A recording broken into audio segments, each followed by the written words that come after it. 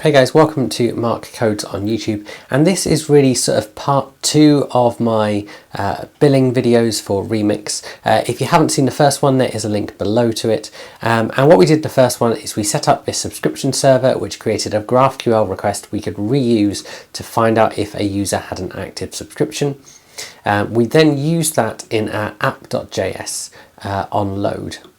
I've still got a console log there which I don't need, and basically what we did is we said on the app load, if the user doesn't have a subscription, then what we want to do is we want to throw them to a place and set up a subscription, and that comes from the billing stuff that we set up in our Shopify server.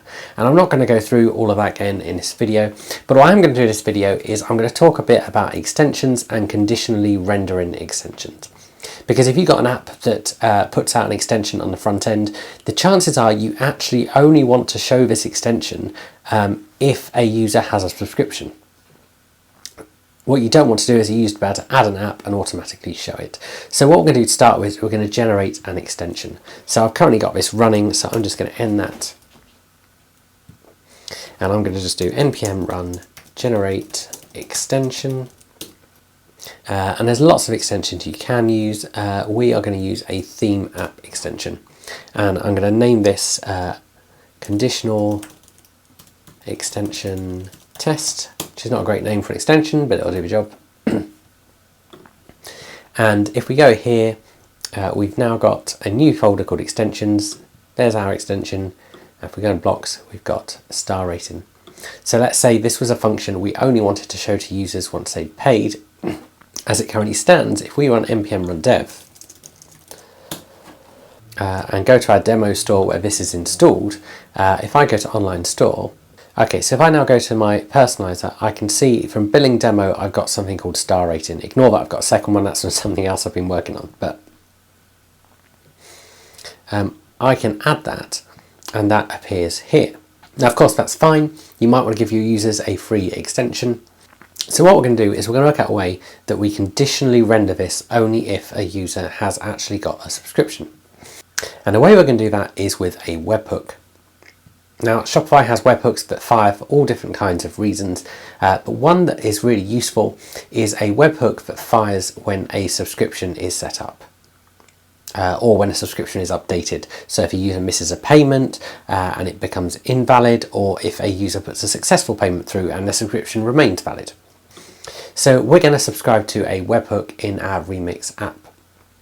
So to start with, we're going to go to our shopify.server, and you can see we've already got one webhook set up by default for us for app uninstalled. We're going to add another one here, and this one is going to be the app subscriptions update, and this gets fired every time a app subscription is updated. So we're going to put an object here, and we are actually going to copy exactly the same as up here. And what this means is it says when this is fired, throw that kind of to /webhooks. What that means is we actually have a webhooks file here. And this is set up by Remix by default, and by default we've got this switch statement, and the topic gets passed to this by the Shopify server. So we've obviously got the case app uninstalled, which is the one we saw here just now, and that says if there's a session going, then actually we want to delete the shop, and that means your database isn't clogged up by users when they remove your app. So what we're going to do is add a new case here. So we're going to say case app subscriptions update.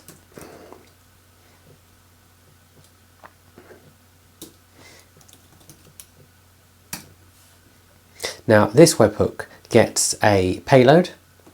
So what we're going to do to start with is I'm just going to console log the payload, and we get the payload from up here at the top. Now, of course, the way to trigger this is to set up a subscription. If you watch my last video, you'll know that I actually already have this app installed, and this app is set up to force a subscription when you load it. So what I want to do to force that object is I'm going to uninstall this app from my test store. I'm going to come back here and copy and paste that URL again. and that will install it for me.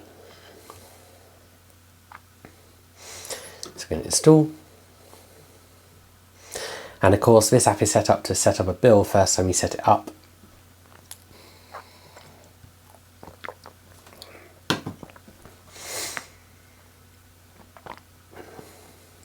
Okay, so that has fired our webhook, and this is our payload. So you can see we've got an object called app subscription, or we've got an object with a property called app subscription. We've got admin GraphQL with an ID. We've got a type of subscription. We've got a status, some other data. And what we're really interested in here is whether it's active or not. So active could mean on a free trial, it could mean they're paid, it could mean in my case it's a test one, but it is active. So we want to grab this status. So we're going to come back here and we're going to say const status equals payload dot app subscription dot status, because that's the app subscription status. And then what we want to say here is we're going to want to do something based on the status. So we are going to create a function up here. Now this could be a function you create somewhere else, and probably in production you would, but I'm going to create it up here for now. I'm going to call this an asynchronous function, and it's called subscription metafield. And we're going to pass in GraphQL and do that. So what this function is going to eventually do is it's going to do a couple of bits and pieces, but primarily what we want to end up with is a metafield that is exclusively for our app. So apps on Shopify can have their own metafields, and this is particularly useful. So apps on Shopify can have their own metafields, and this is particularly useful if you want to have something like is the user currently subscribed that you can access throughout your app, especially in extensions. So we are going to need to do a couple of things for this. So firstly, in order to create an app metafield, what you actually need to do is find out your app installation ID. So to do that, we make a GraphQL query. So we're going to call this an app installation ID, and we're going to call this a query. We'll call this a request, and that is going to be await GraphQL, and put in those and just pop that at the end. So we're going to pop that onto a new line, pop that onto a new line, pop that onto a new line, and then we're going to write our query. So because we're in Remix, we do GraphQL, we've got query, and what we want for this is we want the current app installation, and this comes from the Shopify documentation, if you're wondering where this is coming from, and I have got some notes to the side so I know what I'm doing, and we want the ID. So basically we're saying do this query and just give us the ID.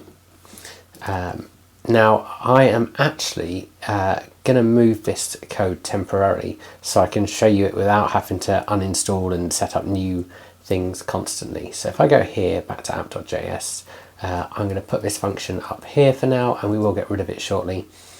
And what we're going to do here is we're going to say const app installation ID response is, and these are really long variable names, so I apologize for that, .json, and we're going to need to await that because we are in an asynchronous function, and then we're just going to console log it. That's response we want there. Okay, so we've got that set up, and we'll look at that in a second. I think there's probably a typo in my GraphQL. Oh yeah, I need to, that must be on another line, or that doesn't kick in, although helpfully that's reformatting it. We'll see if that works in a second. So what we're going to do is we're going to call that function in our loader just so we can see it. So we're going to copy that, and it expects GraphQL to be passed in. So we're going to pass in GraphQL, which is from admin.graphql. So if I save that and come back here, because this automatically gets refreshed in the background, you can see we've got some data back. and the data follows the pattern of that query we made.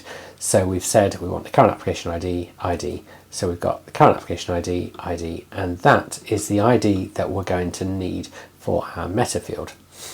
So what we can then do is just say const app installation ID equals, grab that, and it's .data, and it's .current app installation, and it's .id. And we can check I've got that right just by console logging that. So we come back here, that refreshes because my page is still open. And there we go, that's what we need. So the second part of this function is going to create our app metafield. Now you might want to do some checks here. So you might want to say, does this actually exist? Has something gone wrong with our query? And if it has, then you want to return or do something. We're not going to do that here. We're just going to go straight in just because this is a demo. So this time we're going to say const app metafield. And again, is going to be an await GraphQL. And it's going to be a GraphQL query again. Now this is going to use a GraphQL query called create app data metafield. Now this is not one you're actually going to find in the Shopify documentation for their GraphQL API. I have no idea why it's not in there. I stumbled across it by mistake. It's not well documented, so hopefully this is going to help you out. I will put a link below to the one page on their website that has it, but there is no demo for how to do that with Remix there, just a straight up GraphQL. So this is a mutation. So we're going to type mutation, and we're going to use the app data metafield mutation. So this is what I said there's not any documentation for, which is always fun. And this takes some arguments. So I'm going to copy this from somewhere else just so you can see what's going in there and I don't make a mistake. And again, this does not like... I have actually missed something off here, so we have to put GraphQL up the top there. So let's recap that. So we've got app metafield is await GraphQL, opened our marks there, we've got GraphQL there, and then we've got this mutation, create app data field, and we're saying we're going to be passing in metafields, which are going to be a metafield set input. So at the end of that, we open curly braces like that, and then again we put metafields set, and it's metafields, and they are going to be our metafields. So we're saying that is that. Okay, and again we open our curly brackets, and then again we do metafields, and this is all from the Shopify demo. So we've got ID, namespace, key, because this is data we're going to want back, and then we're also going to say user errors, and we want a field and a message, so we want some data if stuff goes wrong as well.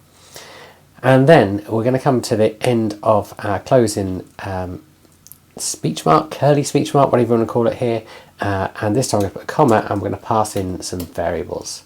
So variables, we're going to pass in a few things. So we're going to pass in our metafields, which of course relates to metafields up here and here. So this is the data it's going to expect. So we're going to have a namespace. So this must be unique for your app. So you can use something like that and use it dynamically from Shopify. I'm not going to do that. I'm going to just use my initials, and I'm going to put apps at the end of it, and then I'm going to put billing demo. Because I think that's probably going to be unique. That's entirely up to you what you do there. And we're going to give it a key, which is going to be what our field's called. So I'm going to say has plan.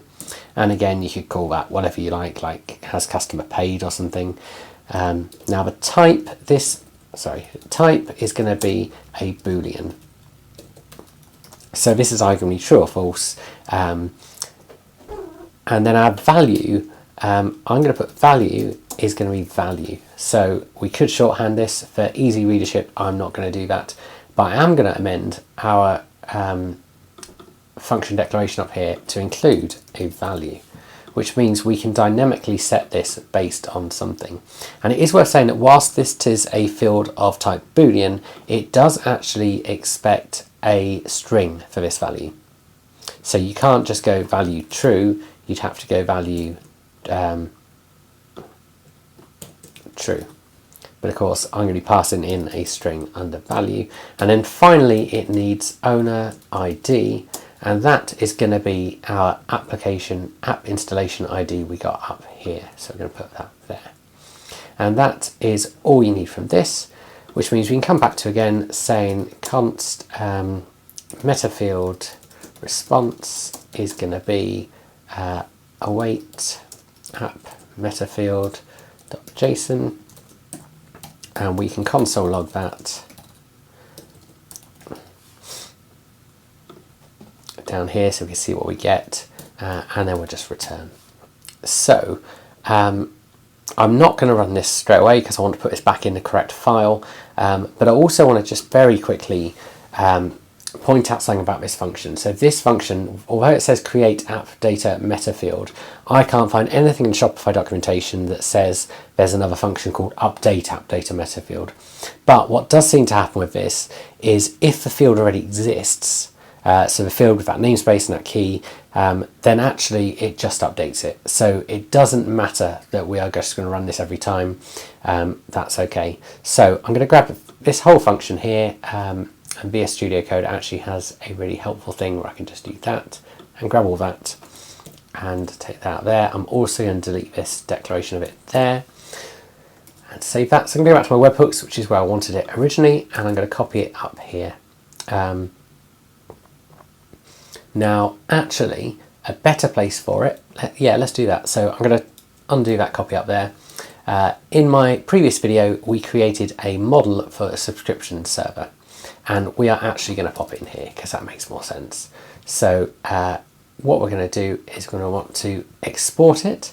So we're going to put export async function like that, and that should all still work. So I'm going to save that, and we're going to go back to our webhooks and we're going to import it. So we're going to import from, where are we? So we're going to go up one, go to models and subscription.server. So that's the function we want from our subscription server. So remember we called our subscription status down here, and we did something. So what we want to do here is we want to wrap this in a bit of an if statement. So we want to say if status is equal to active, then we'll do something. Otherwise, we'll do something else. So what we want to do here is if the status is active, then we want to call our function. So I'm just going to copy and paste that so I don't make any typos. And remember, this expects a GraphQL and a value. So we can get GraphQL from this admin object up here. So we say admin.graphql, and the value must be a string, remember, is going to be true. So if a user's got an active subscription, we want that meta field to be true. Otherwise, we want it to be false. So we'll put that just here and hit save.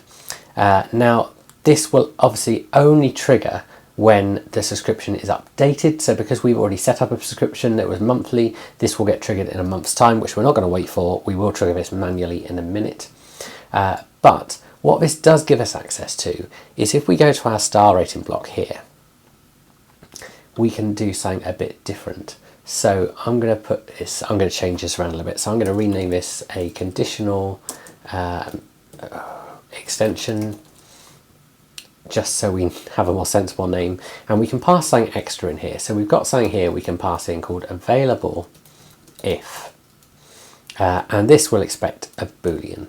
And because we are in Liquid, we can do this double syntax, and we're going to grab our app metafield. So that comes from app.metafields, and then we need our namespace and our name. So I'm going to put has plan there, and I'm going to go back to my function in our subscription server because I've forgotten what I said the namespace was. So there we go, empty apps billing demo. So let's go back to our webhooks let's go back to our liquid file here and put that in there. And I have made a slight mistake because this should actually all be wrapped in speech marks. So it expects that to be a string. So we're grabbing our app metafields, and it's the metafield empty apps billing demo has plan, which of course is what we just set up previously.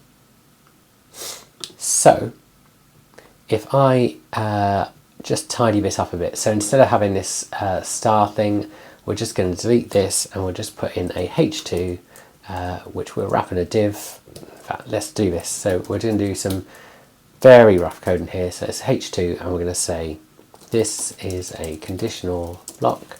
You should only see if we have a subscription. And to make it stand out when we put it in, we're just going to give it some styling. So we're just going to say style is background red, color white. Let's give it some padding, 5 px. That'll do. Of course, with these blocks you can add style sheets as well, which we're not doing for now. And we don't actually need these settings anymore, but we're just going to leave them anyway, because this isn't an app about app extensions. If you want a tutorial about app extensions, let me know and I'll make one of those. So let's hit save. So we come back here. If we try and click add block and click apps, we can see our app item isn't there. Star rating comes from a different app of mine, which we'll ignore. Again, if I go to sections and click apps, it's not there either. And of course that is because this is only available if this is true, which is not, because our webhook hasn't been called. And our webhook hasn't been called because we haven't set up a new subscription since adding in this logic. If you were trying to add this into an app you already had deployed, you might want to have something to check kind of whether you got subscriptions or not and update that straight away. But we're not going to do that. So all we're going to do again is going to go back to our app, to that billing demo, and we're going to uninstall it, which will cancel our subscription. And again, we're going to grab this URL again, I'm going to paste that in up here, and we're going to hit install, which of course is going to trigger the reload to actually ask us to actually set up a payment. So this is our subscription. We're going to hit approve. So we now have a subscription. So we go to our online store.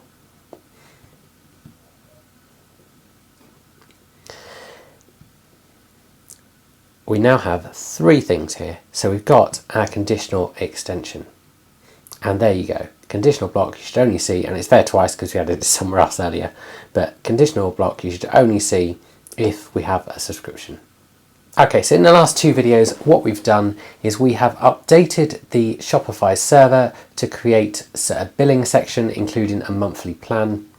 We've created a subscription server which has 2 functions, one that gets a subscription status and one that sets up a subscription metafield and updates it if we need to update it, or creates it if it's the first time. Then in our app.js, in our loader, we've said if there's not any subscriptions, by checking active subscriptions, we set one up, which is why we've just seen that redirect I showed you just now. And then what we've done in this video is we have added a new webhook into our Shopify server. So we said we want to listen for this webhook, the app subscriptions update, and we're going to send that to webhooks.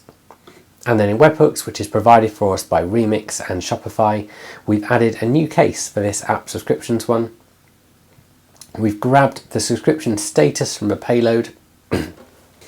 This webhook only gets triggered when the subscription is updated, so it'll be like once a month or something like that.